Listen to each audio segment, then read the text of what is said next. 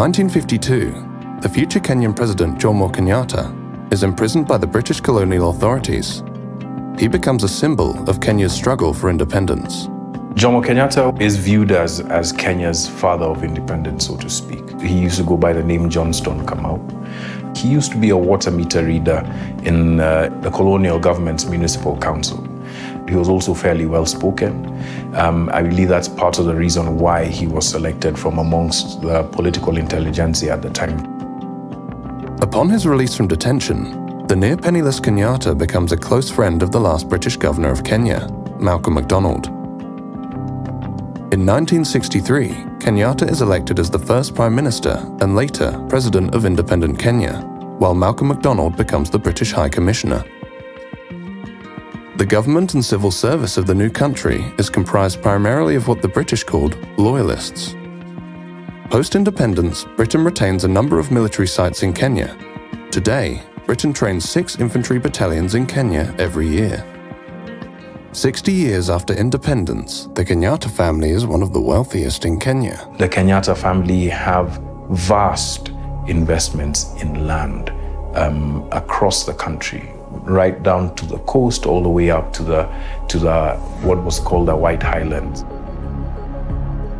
They own the biggest milk company in Kenya. They own one of Kenya's biggest banks. They have a chain of hotels. They're building a sub-city right now, just right outside the bounds of Nairobi city. There's always been an open question about how Jomo Kenyatta was able to become such a rich person. Just 1 or 2 years after becoming president. His salary at the time doesn't match the kind of wealth that he has. There have been memoirs written by, people from his administration that say that he essentially would, engage in land grabs of very, very prime pieces of land owned by members of the settler community, etc. A declassified CIA report noted that funds provided by foreign governments in order to pay for the redistribution of land from colonial settlers to landless Kenyans had allegedly been used by the Kenyattas and their associates to buy land for themselves. Today, the Kenyatta family are the biggest landowners in Kenya, holding over 500,000 acres of prime land across the country, while many former Kenyan freedom fighters and their families who fought specifically for the return of their land received nothing. Jomo Kenyatta passed away in 1978. His son, Uhuru Kenyatta, followed his father into politics. The country's president, Uhuru Kenyatta, was among the world's rich who were named this week in the Pandora Papers. According to the Pandora Papers, Kenya's president, Uhuru Kenyatta, and 6 members of his family have been linked to 13 offshore companies. And what was revealed is that the family had invested in offshore structures. If you're including the extended family, as early as the mid-70s. Uhuru Kenyatta was listed as a beneficiary of a trust that, so to speak, belonged to his mother upon her death. Uhuru Kenyatta claimed to be an advocate of transparency, and cracking down on corruption was a central theme of his term in office. This dragon, this beast called corruption, is an animal that we intend to slay. President Uhuru Kenyatta welcomed the leakage of the Pandora Papers, saying the publication of the papers will go a very long way in enhancing the financial transparency and openness required in the country and around the globe. In Kenya, 2/3 of the population live in poverty on less than $3.20 per day. 70% of Kenyan families are chronically vulnerable due to poor nutrition, food insecurity, and preventable diseases. Kenyan law requires the president to provide a list of financial interests to the Ministry of Finance each year.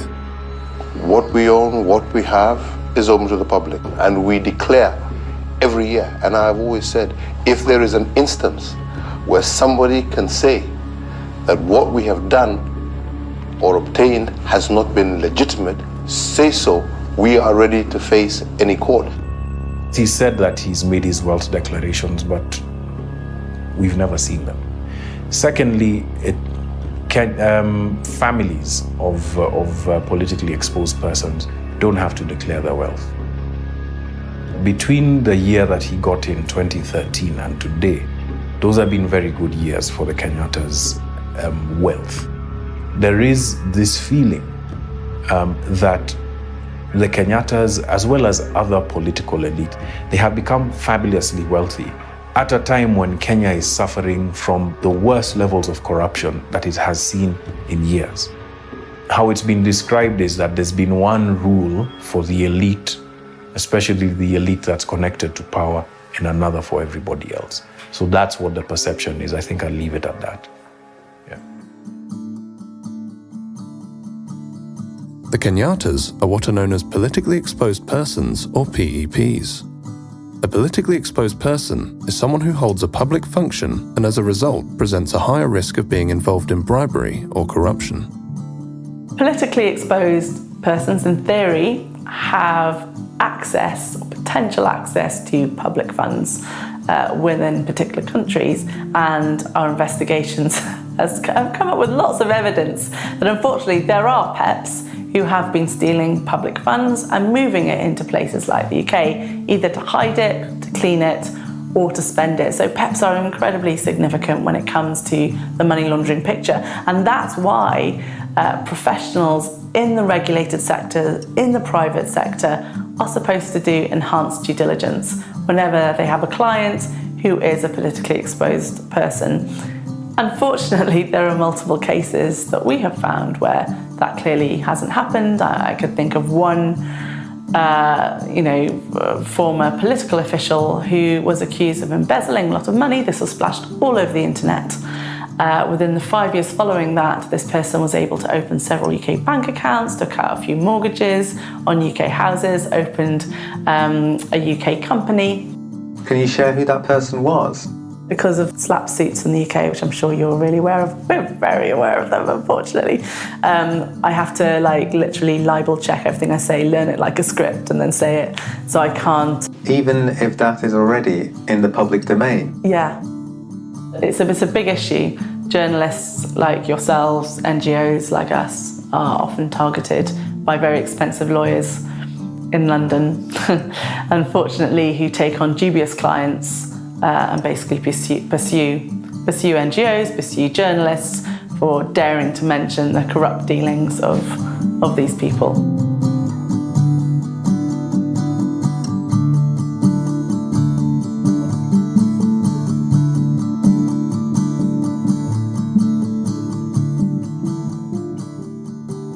The Kenyatas are not the only developing world political dynasty who have amassed wealth and land beyond their known sources of income. Since coming to power after the dissolution of the Soviet Union, the Aliyev family of Azerbaijan have accumulated a vast fortune and business empire. Azerbaijan is a major crude oil and natural gas producer. Fossil fuels are so abundant that surface oil deposits have burnt for centuries. The UK is the largest foreign investor in Azerbaijan, making up over half of all foreign investment. The Aliyev family is the richest family in Azerbaijan. They came to power in 1993 when Heydar Aliyev, a former KGB general and Secretary General of Azerbaijan Soviet Republic, orchestrated a coup. In 1993, Heydar Aliyev seized power in a coup. Shortly before Heydar Aliyev's death, his son, Ilham Aliyev, took over as president and has remained in power ever since. BP arrived in Azerbaijan in 1992, and after the coup, signed a secret deal with the new president. Today, BP is the largest foreign oil company in Azerbaijan. The political opposition has always said that British Petroleum was responsible for the state coup. They brought Heydar Aliyev to power. I remember in 1993, during that difficult electoral and coup period, the British private security companies were doing something in Azerbaijan. Maybe they came to protect someone high-level officials of British Petroleum, or maybe they came to help protect members of the Aliyev family. We don't know. Nobody knows what is in this contract between British Petroleum and Aliyev. It's like biggest state secret in Azerbaijan. On its website, BP calls this contract the contract for the new century. The Aliyev family have vast business interests in Azerbaijan. Who is the owner of 5 biggest commercial banks in Azerbaijan? It's the Aliyev family. Who is the owner of the biggest private transportation company? It's the Aliyev family. Who is the owner of the biggest 5-star hotel networks in Azerbaijan? Again, it's the Aliyev family. They privatized the state's biggest banks, and after they made themselves owner of these banks, they start using these banks to launder money.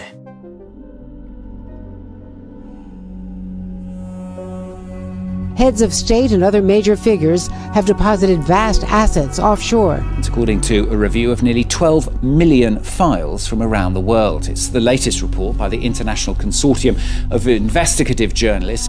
The Pandora Papers expose a London property empire worth nearly $700 million amassed by the ruling family of Azerbaijan. So one of the properties that we looked at was on Conduit Street in central London. This property was bought in 2009 by a company owned by one of the associates of the presidency of Azerbaijan. And then this property was basically sold shortly after that to the daughter, who was 19 at the time, Arzu Aliyeva, and eventually it was sold to the Crown Estate, which is, owned by Queen Elizabeth II. The Aliyevs made a profit of £31 million. There was another property in Mayfair, Maddox Street, which was transferred to Haydar Aliyev, who was the 11-year-old son of the president of Azerbaijan. So, overnight, the tenants started paying their rent to an 11-year-old boy. In Kensington, there was a cluster of properties in one development called Thornwood Gardens. Over here in Holborn, there was a hotel. When the Italian newspaper La Repubblica asked Ilham Aliyev about the Pandora Papers' revelations, he replied, "Some forces in the West try to use these kind of insinuations or half-truths in order to discredit the image of Azerbaijan and undermine Azerbaijan's position. They want to accuse us. They want to subordinate us. They want to impose their will on us. And I say, no. I will defend Azerbaijan, its sovereignty, its independence, its choice until the end of my life. And all these kind of dirty stories mean nothing to me and to the people of Azerbaijan."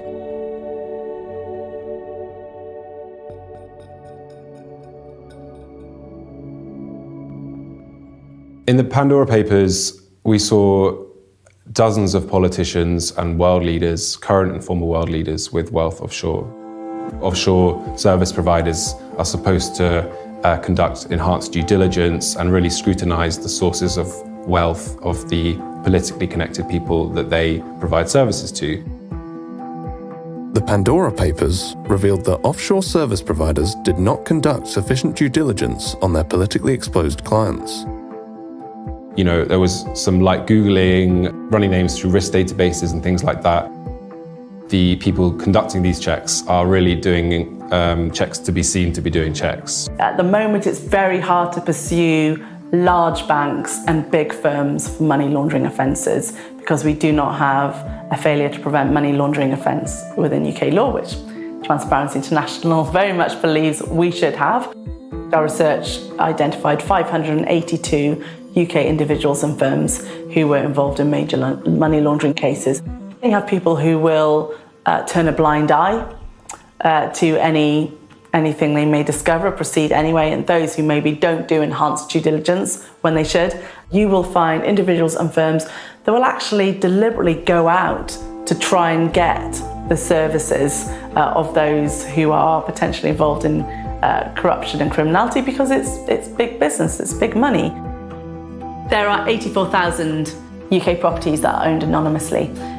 Now, of course, some of those will be owned with the legitimate money, but it's quite possible that a lot will be owned with suspicious funds.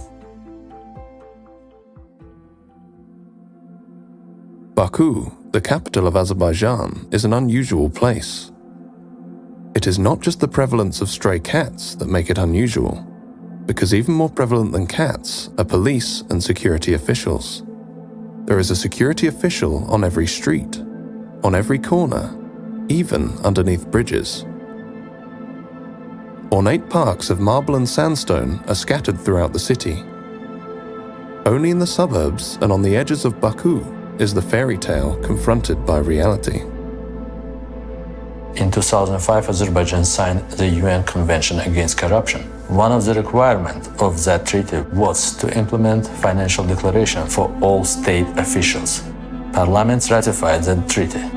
Yet, until today, 17 years later, nobody is declaring their wealth.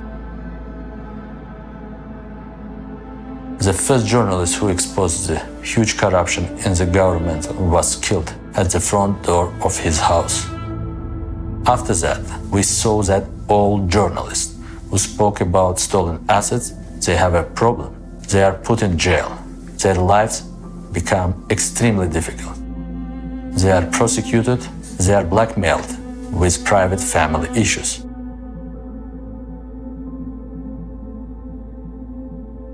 The National Crime Agency, or NCA, is tasked with investigating money laundering in the UK. I think there are reasonable grounds for the NCA to investigate assets owned by or linked to the Aliyev family in the UK. It's not always entirely clear how the presidential family has made their wealth. Some of that money, at least, came through money laundering systems, laundromats, which are known to have funneled illicit money out of Azerbaijan. We wanted to ask the NCA why they had not opened an investigation on the Aliyev family's assets in the UK. The NCA did not agree to speak to us. When I was in Azerbaijan, the British Embassy occasionally invited us for breakfast with ambassador and other British officials. They would tell us that they were afraid that if we did a strong investigation, we would put ourselves in trouble. They never give us any support to investigate corruption.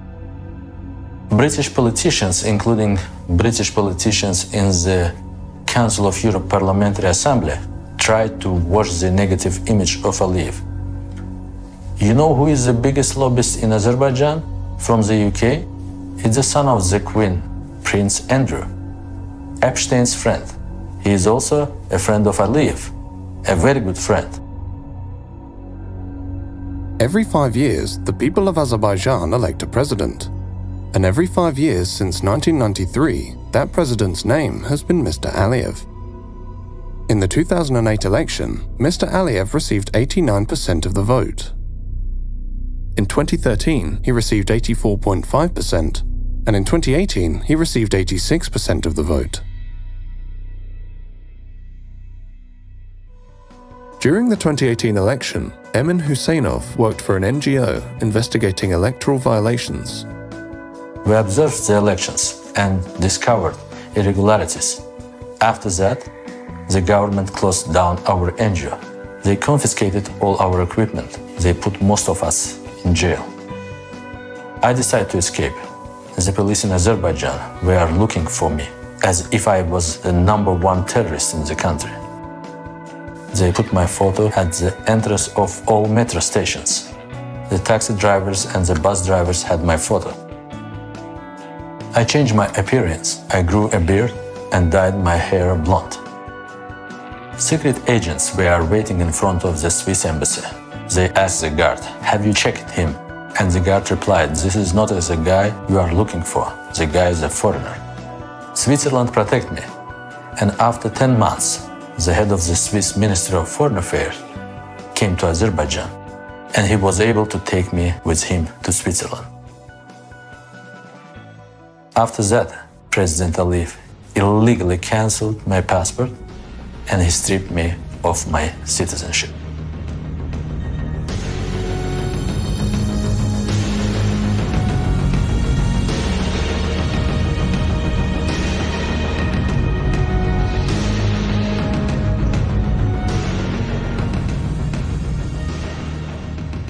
The Aliyev family's love of London property and use of offshore financial secrecy to hide their wealth is mirrored by another political dynasty of the developing world, the Sharifs of Pakistan.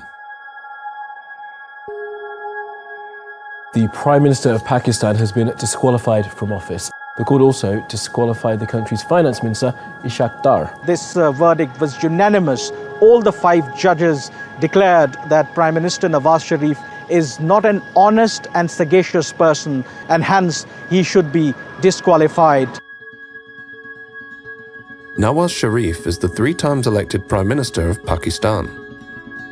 During his premiership in the 90s, Nawaz Sharif privatized many state-owned industries.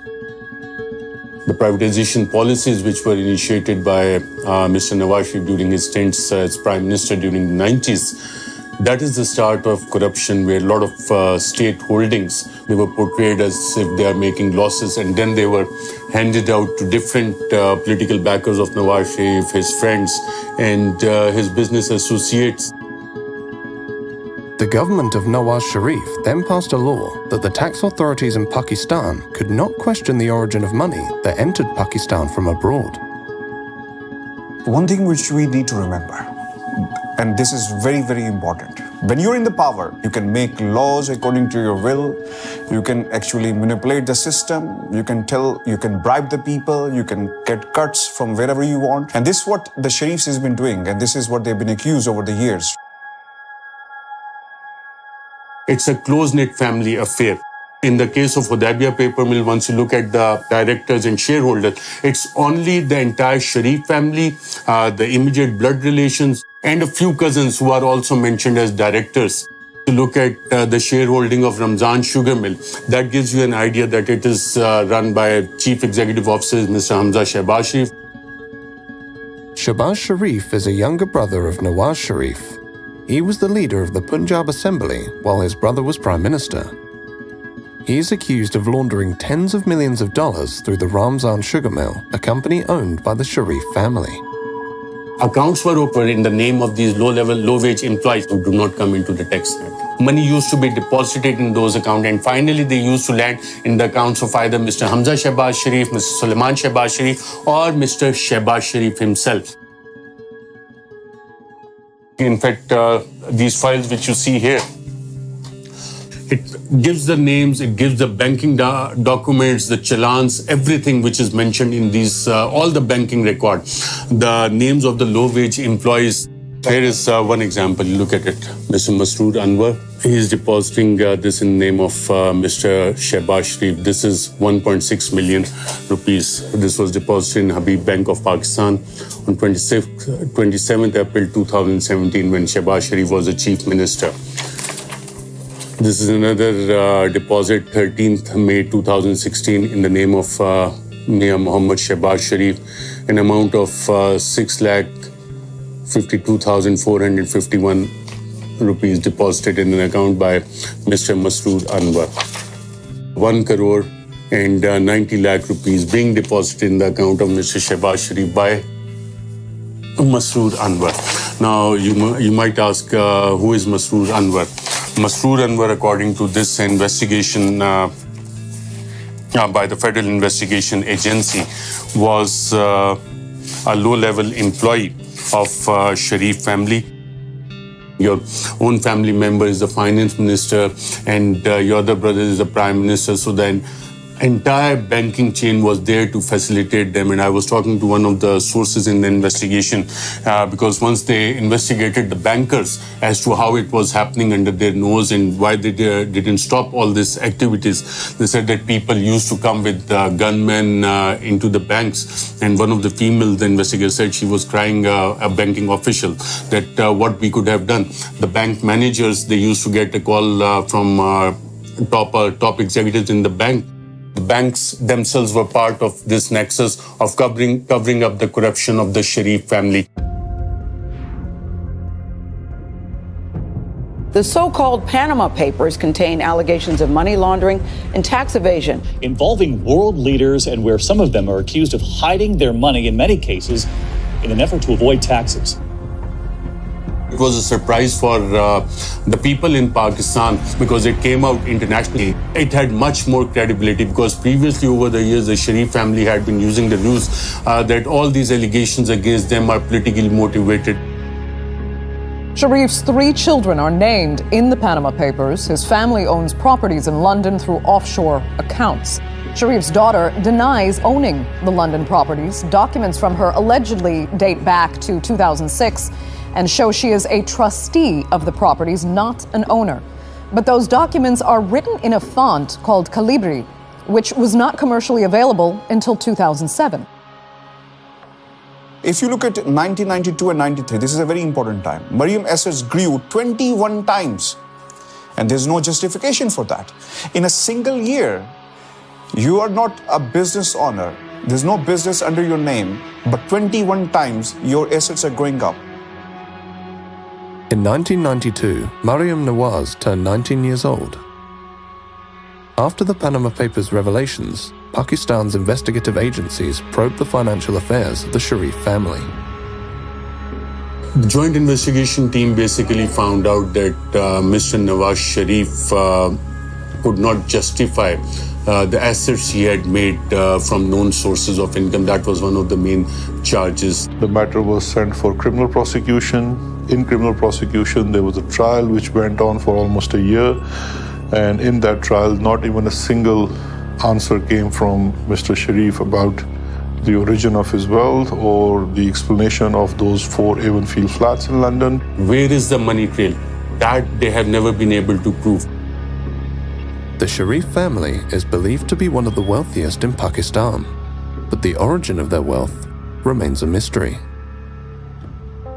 The flat that you're living in at the moment in Mayfair was actually named in the Pakistani paper, The News, last year as one of 4 which was illegally bought by your father through various Swiss and offshore companies. Why don't people who are actually blaming us for that go to the courts and prove it? But do you know who owns the flat that you're living in? Well, that is not the question right now. Why not? But it's the question I'm asking you. Do you know who owns the flat? Well, it's on a rent. I'm renting on a rent basis, which comes from every quarter from Pakistan. You're renting it personally, or the money comes from Pakistan? The money comes from Pakistan. I'm just like any other student living with his parents. I doesn't necessarily has to know about what the facts and who owns the flat and who pays for the rents and who pays for my living. The family deserves all this. It is not my fault that I was born in a rich family, in a wealthy family. My grandfather earned that with a hard work, sheer hard work. When you ask them that where you got this money from, they will start telling you the story of their late grandfather. At the time of independence, we came from India, we have businesses. Seriously speaking, there's no business in the world which has no money trail. If you look at their tax filings, it doesn't come out as a big industrial family. The Sharifs never featured in that rich families of Pakistan. But now if you make a list of the richest families in Pakistan, then definitely Sharifs would feature in the top 10, maybe in the top 5, because exact amount of their holdings as to how much is hidden in Luxembourg, in UK, in UAE, in Saudi Arabia, what is in different bank accounts in the United States, that is not known. Whether it is $4 billion or $5 billion, that is not known. In December 2018, as a result of the Panama Papers revelations, Nawaz Sharif and his daughter are sentenced to 7 years on corruption charges. Nawaz Sharif is granted bail for medical treatment in London and refuses to return to Pakistan. From London, Nawaz Sharif claims his downfall is a conspiracy by the Pakistani military. बिजली का bill बिजली बनकर गरीब पर गिर रहा है। बाजवा साहब, जवाब आपको देना होगा। दवाई ना मिलने से मेरे पाकिस्तान का गरीब मर रहा है। बाजवा साहब, जवाब आपको देना होगा। गरीब की रोटी 10 रुपए की हो गई है। बाजवा साहब, जवाब आपको देना होगा। और जनरल फैज, ये सब कुछ आपके हाथों से हुआ है। जवाब भी आपको देना होगा। आपने नवाज शरीफ को बागी कहना है, जरूर कहिए। गद्दार कहना है, जरूर कहिए। इश्तिहारी कहना है, जरूर कहिए। हाई जैकर कहना है, जरूर कहिए। लेकिन नवाज शरीफ अपने गरीब और मजलूम आवाज की आवाज बनता रहेगा। We contacted Priti Patel MP, the Home Office Minister, to ask her why Nawaz Sharif, who had overstayed his British visitor visa by 2 years, had not been extradited from Britain. Priti Patel had been eager to deport asylum seekers during her time at the Home Office, yet she took no action against Nawaz Sharif. Priti Patel MP in the Home Office did not agree to an interview. We also contacted the National Crime Agency. We wanted to find out why there had been no meaningful investigation into Nawaz Sharif's assets. The NCA did not agree to speak to us. Nawaz Sharif is not the only member of the Sharif family who has made London his home. London is the second home of House of Sharif. Hassan Nawaz is here, Hussein Nawaz is here, Hussein's children, Zikriya and another son is here, right? Hassan's children are here, Nawaz Sharif is here. And then if you look at Ali Dar, who is the son-in-law of Nawaz Sharif, Asma Nawaz Sharif, who is the youngest daughter of Nawaz Sharif, she's here. Ishaq Dar is here. Then Shehbaz Sharif family is here as well. Sulaiman Shehbaz is here. Ali Imran, who is actually the son-in-law of Shehbaz Sharif, who also lives in this country. Shehbaz Sharif's daughter, Rabia Imran, is also in this country. And she is actually on a run and wanted in Pakistan. Ali Imran is wanted in Pakistan. Ishaq Dar is wanted in Pakistan. All these people are wanted in Pakistan. Sitting in Pakistan, in a third world country, you look at it as to why most of the people who are wanted by the courts in Pakistan, by the law in Pakistan, they find a refuge in London, UK. It doesn't make sense to me. London is the destination of choice for politically exposed persons and their family members who have accumulated vast fortunes beyond their known sources of income. These fortunes are frequently laundered or transferred offshore to or through British dependent jurisdictions, where their origin and ownership are obscured and money can be reinvested into the global economy. Capital flight is a major concern for developing countries. We know that there is a huge capital flight, and it's not just specific to our time period. It has been historical. It directly impacts the economy because you see the issue is that if our currency is not doing well and we have a serious issue of sustaining the value of Pakistani rupee, that has a correlation with capital flight. The Financial Action Task Force, or FATF, an intergovernmental money laundering and terrorist financing watchdog headquartered in Paris, had put Pakistan on its grey list of jurisdictions. Our financial systems have been made more accessible. We have sharing of information with almost everyone. We are pursuing many money laundering cases as far as we can pursue, because of course the missing element still is the cooperation from the other jurisdictions. That is not forthcoming. And sometimes we wonder that we are in grey list, but the money that has been taken from here is in countries which are not in the grey list. So that is something that, sometimes is like, okay, so why are we in the grey list then? We approached the FATF for an interview. The FATF declined to speak to us. We would have liked to ask the FATF how it was possible for the UK, Switzerland and Luxembourg, among others, to be considered clean when these countries are known to be major money laundering centres, through whose economies billions of dollars of illicit money are reinvested every year. The money is stolen here and it is hidden in the developed countries, in the developed world. If that is happening, it's not just the fault of Pakistani system that the money is able to go out. What I question is the double standards. So for example, if you ask on one side from countries like Pakistan to have more checks and be more open, We expect in return the same from other countries when we are investigating someone. We will write a mutual legal assistance request to, let's say, Switzerland, and we will say that we have information that Mr. A has a bank account in Switzerland in such and such bank. We don't know the branch, we don't know the account number, but he's definitely in the system, and his identity, date of birth, everything is shared, and we will seek information. And maybe 1 year or 2 years after, we will receive certain questions from saying, can you identify the branch name, or can you give us the account number? Whereas we have said in our first request, we don't have those. When Pakistan Tehreek-e-Insaf government came into power, we formed an informal arrangement with the UK authorities called Justice and Accountability Initiative, and NCA also set up a small anti-corruption unit within NCA, which was to assist in Pakistan on its request.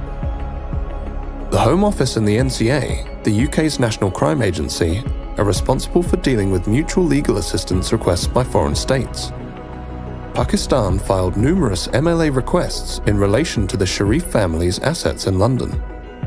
The requests on Sharif families are taking a lot of time. It's taking way too long to take some simple actions like, for example, freezing of assets or investigating the assets or the activities in the UK when people are, facing charges or convicted of serious crime in Pakistan. Pakistan did its part. We did our investigation, we did our inquiry, but has there been any investigation on British side? We don't know. What about the Mayfair flats?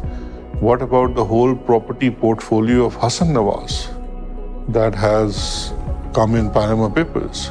The impression that goes to people is that everyone who commits such crimes or who is involved in corruption ends up in London, living in Mayfair flats.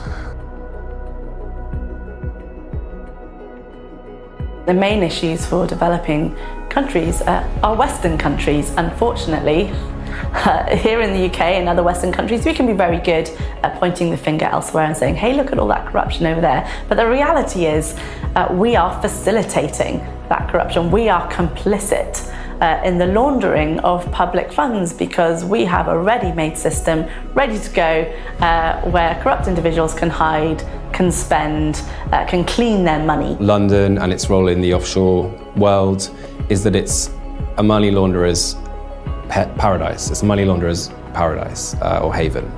It's a place where if you want to stash illicitly earned wealth, you can do so anonymously, and you can do so with relatively few checks and balances.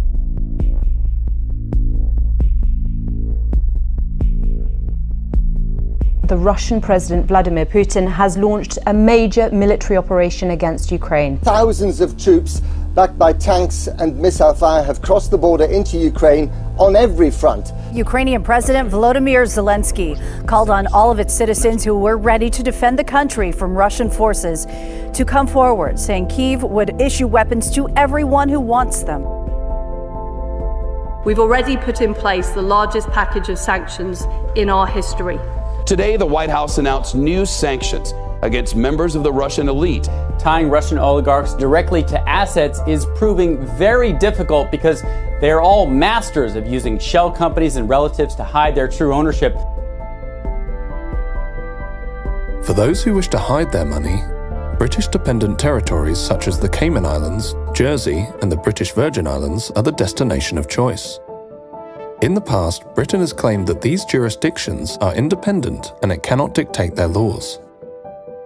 I listened to the Foreign Secretary correctly detail the importance of avoiding sanctions leakage, and she was asked twice in this statement about British overseas territories. I detected a reluctance to go into detail on that. I've been very clear that we will absolutely be including overseas territories in all of these measures we're taking. We contacted the Foreign Office because we wanted to ask them if they would now take similar action against illicit money from other countries. The Foreign Office declined to be interviewed for this documentary. In order to help it seize Russian assets, the UK passed the Economic Crime Act. The aim of the Act is to help law enforcement identify and seize illicit money in the UK. The recent Economic Crime Act basically passed into law that any trusts that are involved in the ownership network of a property now have to declare the beneficial ownership to HMRC. However, that trust register is not public, so we're not entirely sure what information is even on it, or whether that information is verified or how effective it is. Overseas trusts that own UK property will also have to register, well, under law will have to register there. I don't know how much that will be enforced in practice. It's hard to say. It's not really clear how exactly that's going to be implemented. And, you know, so for example, if we look at the register of persons with significant control over UK companies, a lot of people complied with that. A lot of companies complied with that, but a lot didn't. They declared what appeared to be potentially nominees. Now, the UK government has promised to reform Companies House. At the moment, Companies House is not empowered to check and verify the information that is submitted to it. It's quite possible to write down, like I said, Mickey Mouse or Donald Duck, not the real beneficial owner, and no one's really going to check that information. So when we look at setting up something similar for the property register, you know, we're likely to encounter the same kind of problems. How many of them are actually going to comply? And if they do, how do we know that that's the real, you know, the real beneficiary who owns that? How do we verify that? It's not hard to see why UK companies have become a vehicle of choice for corrupt actors, for money launderers to use to move and hide their wealth, because the enforcement is weak. We wanted to speak to the NCA about what they felt would help them tackle the issue of money laundering in the UK. The NCA did not agree to speak to us. The NCA is a department of the British Home Office.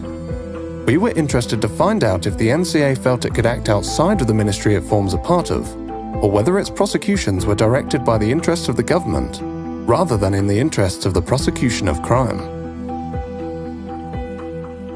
In February 2022, The Guardian newspaper reported that the former Conservative minister, Lord Folkes, who attempted to introduce a public register of overseas property owners in 2017 and 2018, was approached by civil servants from 4 government departments who told him to drop the public register of overseas property owners. Lord Folkes told the newspaper that it is a real irony that our reputation for protecting the rule of law is one of the things that attracts people who have very little regard for the rule of law themselves and come from countries which ignore it almost altogether. We approached the FATF, the National Crime Agency, the Foreign Office, John Glenn MP, the Economic Secretary to the Treasury, and Priti Patel MP in charge of the Home Office. None of these individuals and organisations agreed to take part in this documentary.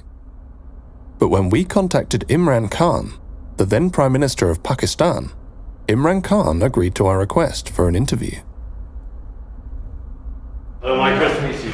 How are you? Very well, thank you. And you? Good, thanks. So you're not going to be in the gallery? No, we'll be out. So what is this, sort of like a documentary? Yes, or is it a question and answer? It's a documentary about individuals who've become very wealthy by being at the centre of power and currently have a lot of wealth in London, especially in property. Corruption is not just an issue for Pakistan.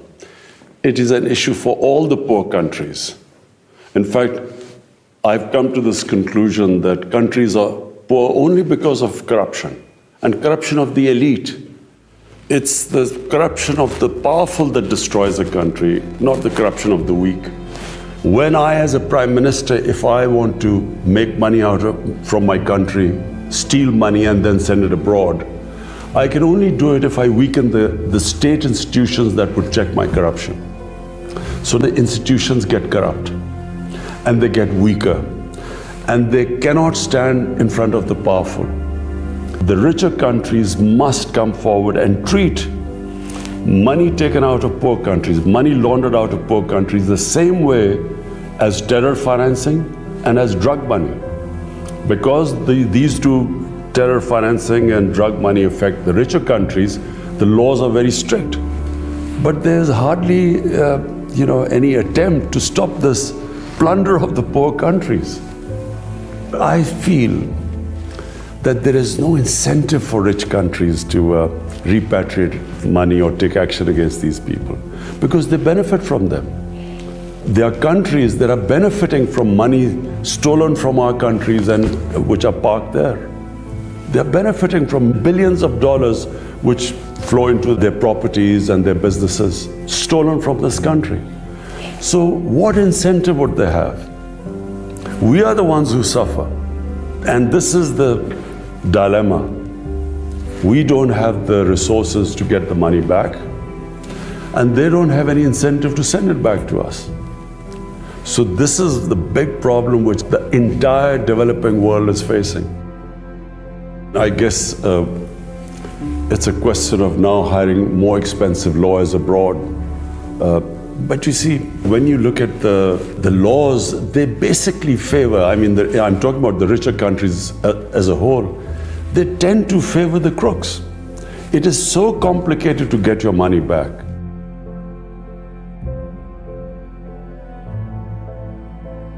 Imran Khan has raised this issue in almost every forum that the rich countries must take care of poor countries, and the care involves that the looted money that is now invested in the rich countries must be returned to the original countries. In Panama Papers, the properties of Sharifs are categorically mentioned, and all these properties are in the heart of London. And everyone, including the British government, knows that these properties are actually bought from laundered money. I think international politics play a big role here. So some countries, they say that what is ours and what is yours is also ours. So this is the case with British government right now. The United Kingdom, that the United States increasingly, that various other territories in the West are not only refusing to dismantle or make more open and accountable these kinds of systems, but are actively supporting territories that allow for the inflow of illicit financial wealth. And the world needs to be able to wake up to something like this. They'll shout about the Jeff Bezos and Elon Musks and Apples and all sorts of things, but they're eerily silent about the wealth that's being taken out and invested because it helps their countries. That's not right.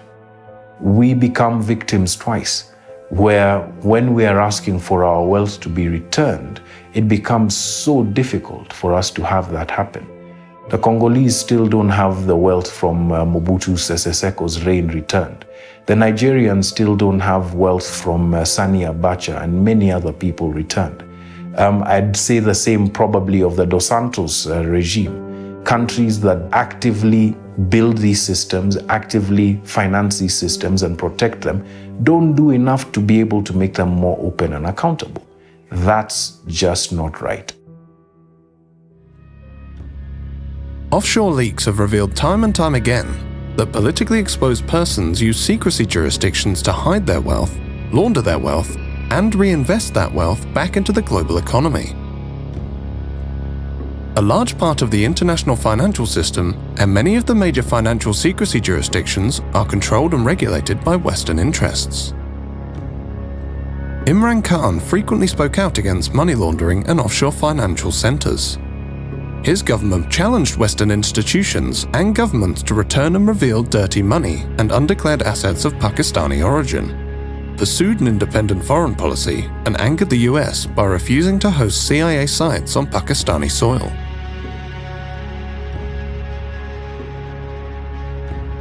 On the 7th of March 2022, the Pakistani ambassador to the US reported in a classified communique that Donald Lu, a senior State Department official, had informed him that Pakistan-US relations could improve only if Imran Khan was removed from power.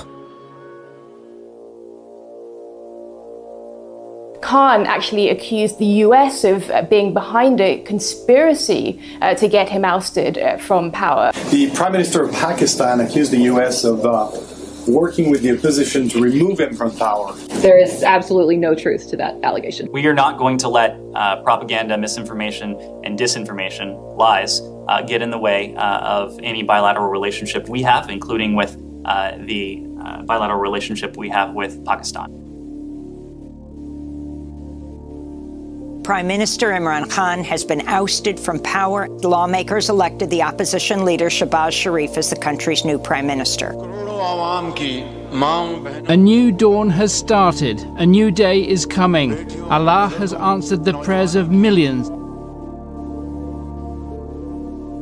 When Shahbaz Sharif, the brother of Nawaz Sharif, was appointed prime minister on Monday the 11th of April, the Guardian newspaper wrote, "He is known as a diligent administrator with such a great love of poetry that he often opens official meetings with recitals of famous revolutionary Urdu poets. His first words to Parliament were, 'One must set himself free from all bounds of desires.'" Imran Khan claimed he had been removed by a foreign-backed conspiracy. The US Embassy was calling members of my party backbenchers who were not happy, and they were the first ones who then jumped ship. And they were the ones who then offered $1 million each to buy my other members of parliament who actually jumped ship later on. And then Donald Lu's conversation with the ambassador, the next day the no confidence motion is tabled in the assembly. What do you think? You have made some significant allegations there. When it's not will allegations. You show we me have hard this evidence. Why would I want to blame the US if I did not have hard evidence? This was an official message with note takers given to our ambassador, message received by me, by our president, given to the Chief Justice of Pakistan. This is real. Not only was a democratically elected government removed through the conspiracy, we have been replaced by a bunch of criminals. 60% of the cabinet, which is sitting right now, is on bail. The Prime Minister was about to be sentenced in a corruption cases of billions of rupees, and his son. The Sharif doctrine is that you buy different people in all the important positions of power, whether it's in the media, you have your sympathetic journalists who continue to argue for you that the country can only be saved by the wisdom of the Sharif family. The generals, when they retired, they are also accommodated. The judges, once they are retired, they are also accommodated. The journalists, they are also given government position and they willingly take it. So it's the entire Sharif doctrine which gives them this sense that they can even get away with murder in Pakistan. Nawaz Sharif has learned that even though if you are out of power, if you manage to gain time and if you manage to delay the cases in the courts of law, and once you come back into power, you can manage to get a clean sheet. So I think this time also the same strategy is being followed by the Sharif family. I think those in power, they think that they can get away with the crimes they have done. And Sharif family has been benefiting from them because of their international friends who have been coming to their rescue to strike the dirty deals.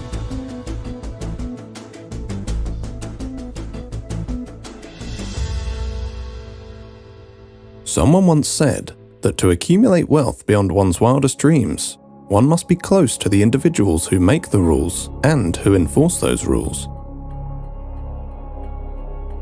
When Shahbaz Sharif's coalition government was appointed, one of its first actions was to pass an amendment to restrict the power of the National Accountability Bureau, which had been in charge of investigating white-collar crime by public office holders. The amendment, which was passed in June 2022, was to take effect retrospectively. The amendment stipulated that the courts had to decide on the outcome of a case within 1 year, and stated that if sufficient evidence was not provided at the time of the arresting officer could face 5 years in jail for the filing of a false reference. Dr. Muhammad Rizwan, the 47-year-old chief investigator who presided over the investigation against Shahbaz Sharif and his family in the Ramzan sugar mills case, died of a heart attack on the 9th of May 2022. Another investigator on the same case suffered a heart attack and remains in critical condition. Malik Massoud, through whose accounts prosecutors alleged 3.7 billion Pakistani rupees were laundered to various Sharif family members, had been cooperating with investigators when he too suffered a heart attack and died on the 7th of June 2022. The 49-year-old had been a tea boy at the Ramzan sugar mills, where he drew a salary of approximately $300 per annum for his work at the Sharif family-owned enterprise. According to the Wealth Report, London is the wealth capital of the world, beating New York to the top spot. London is the favoured playground of the world's politically exposed oligarchs and their family members. The Sharif family of Pakistan, the Aliyevs of Azerbaijan, the Kenyatas of Kenya, and many other current and former politically connected families who acquired vast fortunes beyond their known sources of income own billions of pounds of prime London property. London boasts the greatest diversity of international property investors, with people from 45 countries owning properties in London. British-dependent jurisdictions continue to offer financial secrecy and tax evasion services. 84,000 properties in the UK are owned anonymously. The UK government has made repeated promises to crack down on dirty money, but on each occasion, the government has failed to implement the promised legislation or watered down the legislation so as to make it ineffective. Britain remains the capital of libel tourism, where the wealthy come to attempt to silence their critics. London continues to be a safe haven for the global elite that have fallen out of favour in their home countries. Pakistan under Imran Khan attempted for years to engage with Britain to repatriate laundered money. Many other developing countries have done the same, without success. We approached numerous UK government bodies and ministers for this documentary. Not one agreed to speak to us. The FATF, the Intergovernmental Money Laundering and Terrorist Financing Watchdog, headquartered in Paris, indicated in its first review after the ousting of Imran Khan that Pakistan had met all of the compliance recommendations to be removed from the FATF grey list.